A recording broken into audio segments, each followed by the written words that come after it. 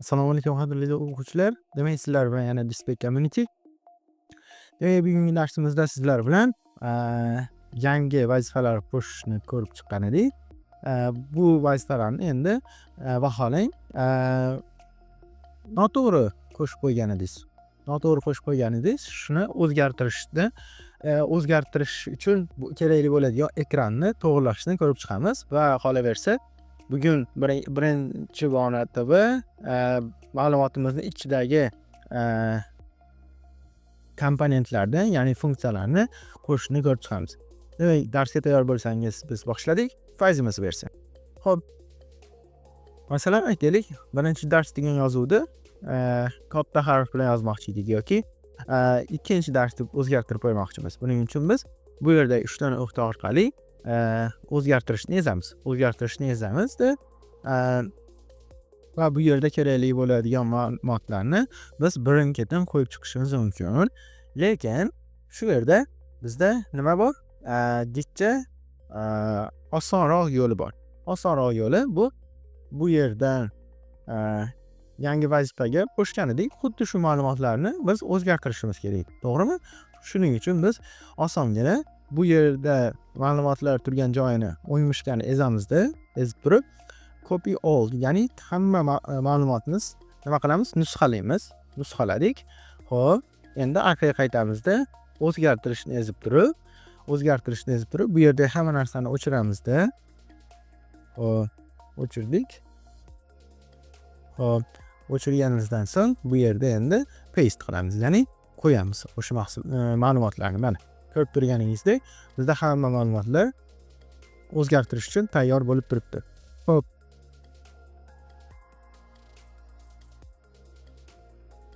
Endi keyingi narsamiz cancel qilamizda. Xo'p, endi ichga ma'lumotlar qo'shishni boshlaymiz. Ichiga birinchi bo'lib biz nima qo'shamiz? Breadcrumbs turibdi, ya'ni breadcrumbs degani nima degani desangiz, bu yerdagi mana bu orqaga qaytadigan tugma breadcrumb hisoblanadi. Shu breadcrumb orqali biz barcha ma'lumotlarimizdan orqaga qaytishimiz mumkin bo'ladi. Va keyingisi bizda title, ya'ni bu ma'lumotimizni bizda sarlavhasi turishi kerak bo'ladi. Xo'p, endi sarlavhasida bizda title ko'rinishi bor, ya'ni aytib o'tganimizdek, buni xabarimiz bor. Endi vazifalarga birinchisi vazifalar nomi turadi. Sizga kelinglar, qancha muddat qolganini eslatib turish kerak. Qancha muddat qolganini, mana muddat statusi 49 soat qoldi degan ma'lumotimiz chiqib turadi. Birinchidan vazifalar ro'yxatidagi, endi tagidagi yozuv vazifalar ro'yxatidagi birinchi darsni ko'rish bo'lib turibdi, ya'ni vazifaning tavsifi turibdi. Xo'p, endi keyingisini ko'radigan bo'lsak,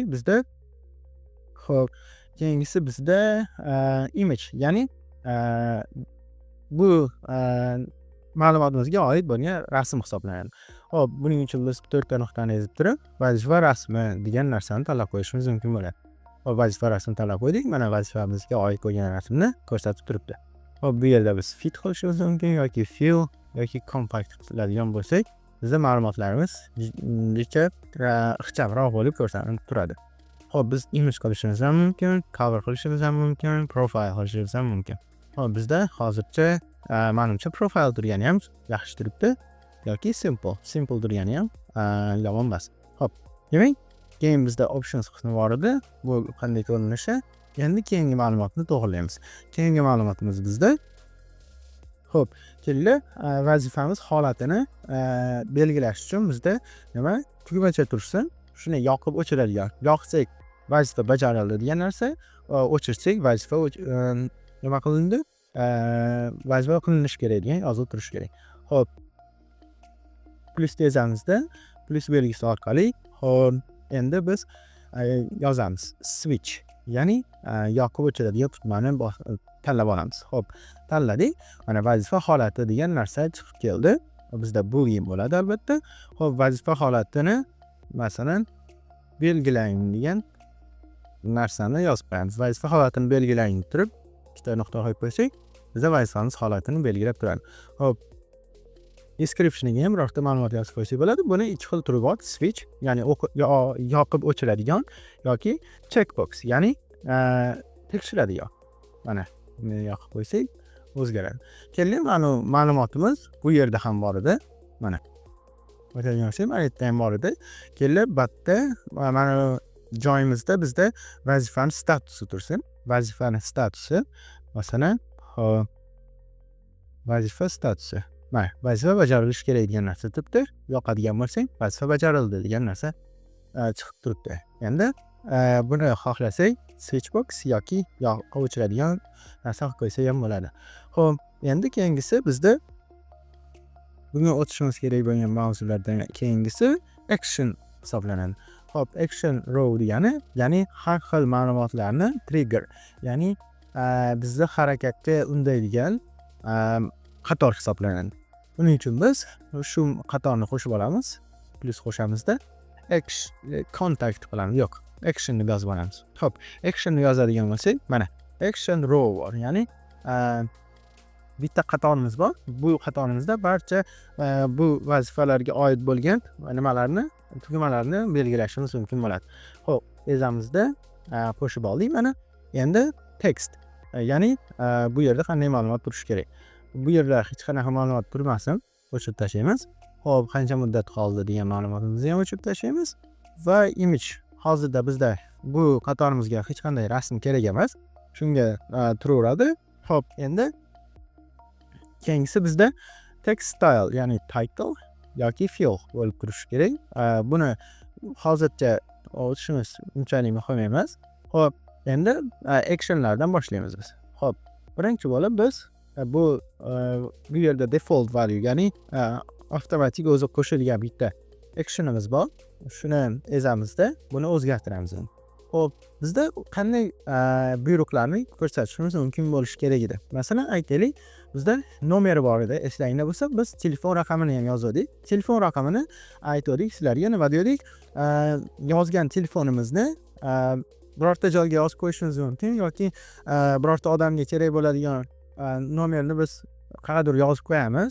O'sha joyni oqtarib yoki boshqa narsa qilib o'tirganimizda tayyor dasturimizga kiritamizda. Tayyor dasturimiz orqali biz bitta tugma orqali o'sha nomerga telefon qiladigan narsani nima qilmoqchi edik?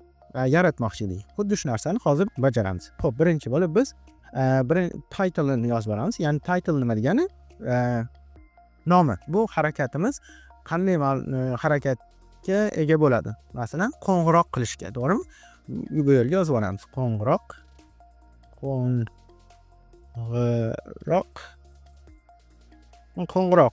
qilish deb qo'yamiz, mayli. Qo'ng'iroq qilish. Hop, ikonkasi. Endi ikonkasi bizda nima bo'ladi? Telefonda rasmi bo'ladi, mana. Telefonda rasmi bo'ladi. Mana, ko'rib turganingizdek o'zgardi. Endi bu yerdan buyruq beramiz. Bu tugmani ezganimizda qanday narsa paydo bo'lishi kerak? Ya'ni bizda nima qilinishi kerak? Telefon raqamiga telefon qilinishi kerak. Biz shunday ma'lumotni oqtarib olamiz. Buning uchun biz dial deymiz, ya'ni termoq, o'sha ma'lumotni yoki birorta raqamga chaqirmoq, o'sha raqamga telefon qilmoq degan ma'lumotni beramiz. Endi shuni tanlab olamiz. Mana shunday funksiyamiz chiqib keladi. Shu funksiyamizni tanlab olamiz. Tanlaganimizdan keyin phone number degan narsa chiqadi. Phone number degani qaysi raqamga qilinishi kerak? Qaysi raqamga qilinishi kerak degan narsani bizda ikki xil yo'li bor. Birinchi yo'li o'zimiz hamma nimalarga, telefon emblemalariga o'zimizning nomerimizni yozib qo'ysak bo'ladi. Masalan, 199 deb yozib qo'ysak bo'ladi. Yoki biz bu ma'lumotimizni plus tarafi hamma joylarda bir xil bitta ma'lumot ketadi. Faqatgina shu nomerga telefon qilinadi. Minus tarafi biz masalan biror boshqa nomer qo'shsak, boshqa nomer qo'shsak ham xuddi shu nomerga telefon qilinadi. Bu bizga kerak emas.